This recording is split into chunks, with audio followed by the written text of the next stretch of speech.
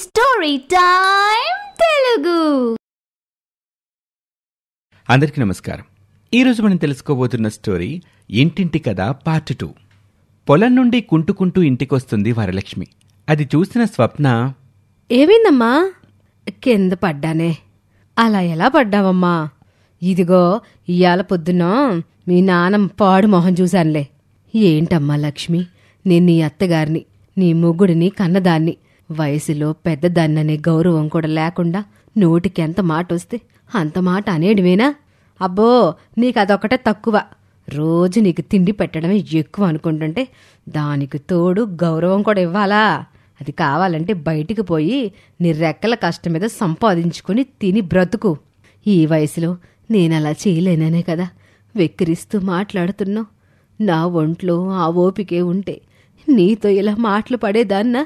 అయితే అప్పుడు నోరు మూసుకొని పడుండు. ఇప్పుడంటే వయసు పైబడి ఏ పని చేయలేక కూర్చొని తింటున్నాను. ఒకప్పుడు పని చేయలేదా? ఈ ఆస్తి మొత్తం నేను సంపాదించింది కాదా? ఆస్తి ఇచ్చిందంట. ఆస్తి ఏం సంపాదించి ఇచ్చావమ్మా? ఈ ఇల్లు 5 ఎకరాల పొలము అంతేగా. ఏదో నాకు చేతనైందైతే ఇచ్చానుగా. రేపు నువ్వు కూడా ఒక రోజుకి నాలాగే ముసల్దాని అవ్వాల్సిందే కదా. అది తెలుసు కూడా నా మనసుని బాధ పెట్టేలా ఎందుకు మాట్లాడతావు వరలక్ష్మి? నేనే కాని నీలాగా ముసల్దానయ్యి మంచాన పడి కొడుకు కోడల మీద ఆధారపడి బ్రతుకుతూ వాళ్లతో సేవలు చేయించుకోవాల్సిన కర్మేగా నువ్వు వస్తే చస్తానే గాని నీలాగా సాధించుకుని తిన్నాం. ఆ మాటకి జానకమ్మ కళ్ళ నుండి కన్నీళ్ళొస్తాయి. భగవంతుడా, ఇంకా ఎందుకయ్యా ఈ మోసలి ప్రాణం తీసుకుపోకుండా ఉంచావు? నేను ఏ పాపం చేశాను? ఆహాహా, నువ్వు ఏ పాపాలు చేయలేదమ్మా, అన్ని పుణ్యాలే చేసావు. కాపురానికొచ్చిన కొత్తలో నన్ను ఎంతలా వేధించావో మర్చిపోయావా? చీటికి మాటికి నాపై నోరేసుకుని పడిపోయేదానివి.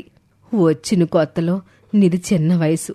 నువ్వు తెలుసో తెలియకో ఏదైనా పొరపాటు చేసినప్పుడు ఈ ఇంటి పెద్దగా అత్తగారిగా నిన్ను మందలించడానికి, మంచి చెడు చెప్పడానికి మీ అమ్మ స్థానంలో ఉండి ఏదో ఒక మాట అన్నాను. దాన్ని మనసులో పెట్టుకుంటావా? అది కూడా నీ మంచి కోసమేగా చేశాను. ఇంకాపు నీ అబద్ధాలు. చేసినవన్నీ చేసి ఇప్పుడు ఏమీ ఎరగని దానిలాగా మాట్లాడుకో. నీతో వాదించేంత శక్తి నాకు లేదమ్మా. అలాంటప్పుడు పెట్టింది తిని ఓ మూలన పడుండు అని కోపంగా లోపలికి వెళ్ళిపోతుంది వరలక్ష్మి.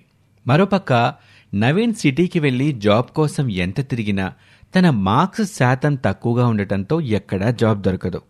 ఒకరోజు పొద్దున్నే ఇంటి బయట కల్లాపి చల్లి ముగ్గేస్తూ ఉంటుంది స్వప్న. అప్పుడు ఎదురింటి ప్రమీల, ఏంటే స్వప్న, ఆ కల్లాపు చల్లడమేంటి? బాగానే జల్లాను కదా అత్త.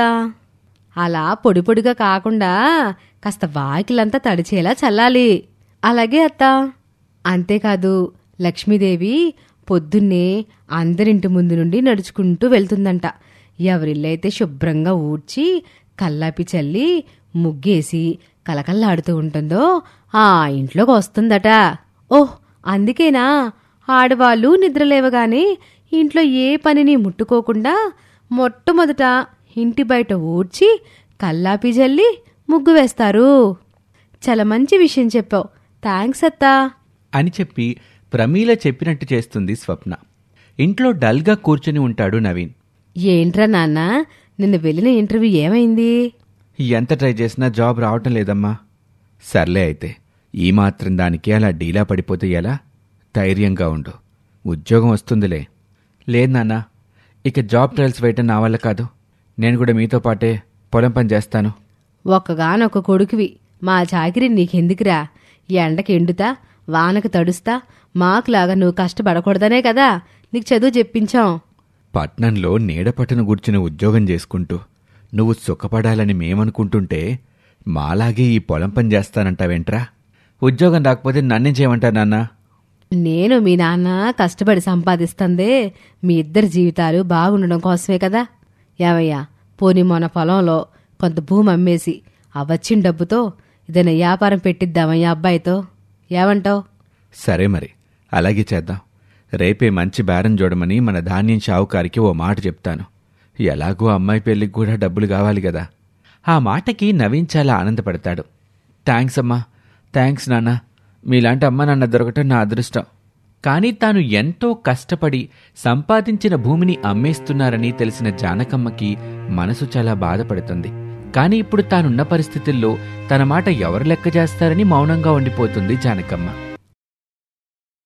ఓరే రాజశేఖరం, ఈ మధ్య నా కళ్ళు మసకలుగా కనిపిస్తున్నాయిరా, డాక్టర్కి చూపించరా. అమ్మా, 70 ఏళ్ల ముసల్దానివయ్యాక కూడా ఇంకా నీ కళ్ళు కనిపించాలంటే ఎలా చెప్పు? ఇప్పుడు నీ కళ్ళు బాగా కనిపించకపోతే వచ్చే నష్టమేమీ లేదులే. ఊరికే ఎప్పుడు ఆ రోగం ఈ రోగం అంటూ ఉంటావు. డబ్బులేమైనా చెట్ల కాస్తనే అనుకుంటున్నావా? ఆసుపత్రిలో కాలు పెట్టాలంటే వేలకు వేలు డబ్బులవుతాయి. మీ డబ్బులేమి వద్దులే అమ్మా కోళ్ళ, నా పెన్షన్ డబ్బులు మీకే ఇస్తున్నానుగా, వాటితో చూపించండి. ఎక్కడున్నాయమ్మా నీ పెన్షన్ డబ్బులు? నెల నెలా నువ్వు తినే తిండికి నీ మందులకే సరిపోవటం లేదు. పైగా రేపు నువ్వు పోతే ఎంత ఖర్చుంటది? దానికి డబ్బులు ఎక్కడి నుండి వస్తాయనుకుంటున్నావు? ఓరే రాజశేఖరం, మీ నాన్న తాగి తాగి నీ 10 ఏళ్ల వయసులో చచ్చిపోతే నా రెక్కల కష్టంతో నిన్ను సాకాన్రా. ఈ ప్రపంచంలో నువ్వు ఒక్కదానివే కష్టపడి కొడుకుల్ని పెంచినట్టు మాట్లాడుతున్నావేంటమ్మా? కన్నప్పుడు పెంచకేం చేస్తావమ్మా? అట్లాంటప్పుడు కొనకుండా ఉండాల్సింది. వాళ్ళిద్దరి మాటలకి జానకమ్మకి కోపం తన్నుకొస్తుంది. నాకొక ఆడపిల్ల పుట్టున్నా బాగుండేదిరా, నన్ను కళ్ళల్లో పెట్టుకొని చూసుకునేది. చూసారా మీ అమ్మ వాళకం? నేను ఈవిడి గారిని ఎంత బాగా చూస్తున్నా, ఎలా మాట్లాడుతుందో. ఇలాగే ఊర్లో వాళ్ళందరికీ చెప్పి నాకు మర్యాద లేకుండా చేస్తుంది అని భర్త ముందు ముసలి కన్నీరు కారుస్తుంది వరలక్ష్మి. ఇప్పుడు నీకేం తక్కువ చేశానని, కూతురు పుట్టలేదని తెగ బాధపడిపోతున్నావు? అంటే ఉన్న ఈ కొడుకు దేనికి పనికిరాడనేగా నీ అర్థం. ఎంత మాట అన్నాక ఇక నువ్వు నా దగ్గరెందుకుండటం? నీకు నచ్చిన చోటుండు, ముందు పో బయటికి అంటూ తల్లి రెక్క పట్టుకుని తీసుకుని వెళ్లి బయట అరుగు మీదకి గెంటేస్తాడు రాజశేఖర్. అది చూసిన వరలక్ష్మి కళ్ళు చల్లబడతాయి. ఎన్నడూ తల్లి తండ్రి నానమ్మను గౌరవంగా చూసి ఉండకపోవటంతో స్వప్నకి నవీన్కి కూడా నానమ్మపై ఎలాంటి ప్రేమ గౌరవం ఏర్పడవు. అందుకే వాళ్ళు తండ్రిని వారించే ప్రయత్నం కూడా చేయరు. రాజశేఖరం జానకమ్మను బయటుంచేసి తలుపులు వేసేస్తాడు. దేవుడా, ఇలాంటి కొడుకుని ఎందుకిచ్చావయ్యా నాకు? ఇంకా నన్ను బ్రతికించి ఎన్నో అవమానాల పాలు చేస్తావు అని ఏడ్చుకుంటూ పాపం జానకమ్మ ఆ రాత్రంతా అరుగు మీదనే చలికి వణుకుతూ ముడుచుకొని పడుకుంటుంది. మరునాడు తెల్లవారుజామున పనిమీద ఆ వీధికొచ్చి అరుగుమీద చలికి వణుకుతూ పడుకొని ఉన్న జానకమ్మని చూసిన ఆ ఊరి పెద్ద రంగయ్య జానకమ్మ దగ్గరికి వెళ్ళాడు. జానకమ్మక్క, ఏంటిక్కడ పడుకున్నావు? జానకమ్మ కన్నీళ్లు పెట్టుకుంటూ జరిగిన విషయం రంగయ్యకి చెప్తుంది.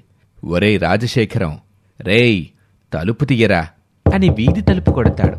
ఇరుగు పొరుగు వాళ్ళందరూ రాజశేఖరం ఇంటి ముందు గుమిగొడతారు. కొద్దిసేపటికి తలుపు తీసి రాజశేఖరం వరలక్ష్మి బయటకొస్తారు. ఏంటి మావా, ఇంత పొద్దున్నే వచ్చావు? ఏమిట్రా నువ్వు చేస్తున్న పని? కన్న తల్లిని వీధిపాలు చేస్తావా? ఆవిడగారు చేస్తున్న పనులు నీకు తెలియదులే మావా. ఏం చేసినా సరే సర్దుకుపోవాలి. కన్న తల్లిరా, అలా రోడ్డు మీద వదిలేస్తే ఎలా? చూశారా మీ అమ్మ ఎంత తెలివైందో? మొసల్దని చెప్పి మనమేదో జాలి తలుస్తున్నాం, కానీ తెల్లారేసరికి ఊళ్ళో వాళ్ళందరినీ ఇంటి ముందు పోగేసి మన పరువు తీయాలని చూస్తుంది. ఎందుకమ్మాయ్ పాపం అన్యం పుణ్యం ఎరుగనా ముసలావిడి మీద నిందలేస్తున్నావు? కళ్ళకి కొట్టొచ్చినట్టు కనిపిస్తుంటే ఇంకా నిందలు వేశానంటావేంటి బాబాయ్? మీ అత్తేమీ నా దగ్గరికి రాలేదు. మీ పరువు తీయటానికి ఎవ్వరినీ పోగు చేయలేదు. తన మానాన తను ఆ అరుగు మీదనే పడుకునుంది. నేనే పని మీద ఈ వైపొచ్చి విషయమేంటా అని 1కి 2 సార్లు అడిగితే గాని మీ అమ్మ జరిగిన విషయం చెప్పలేదు. ఒరే రాజశేఖరం, మీ అమ్మ తెలుసో తెలియకో ఏదైనా గొనిగినా సర్దుకుపోవాలరా. ఆ ముసలి వయసులో ఇలాంటివి సహజమే. ఎందుకు నలుగురిలో నవ్వుల పాలవుతావు? పెద్దవాణ్ణి, నీ మంచి కోరి చెప్తున్నాను. నా మాట విని మీ అమ్మని లోపలికి తీసుకొనేళ్ళు. ఏం మాట్లాడినా ఊరి జనం ముందు లోకువైపోతామని చేసేది లేక జానకమ్మని లోపలికి తీసుకుని వెళ్తారు వరలక్ష్మి రాజశేఖరం. అత్తగారి గోల విరగడైపోయింది అనుకున్న వరలక్ష్మికి ఆ సంతోషం ఒక్క రాత్రి కూడా నిలవకపోవడంతో మొహం చిట్లించుకొని లోపలికి వెళ్ళిపోతుంది. రాజశేఖరం ఇంటి ముందు గుమిగూడిన జనమందరూ ఎటోళ్లట్టు వెళ్ళిపోతారు. ఇక ఆ తర్వాత ఏం జరిగిందో వచ్చే భాగంలో చూద్దాం.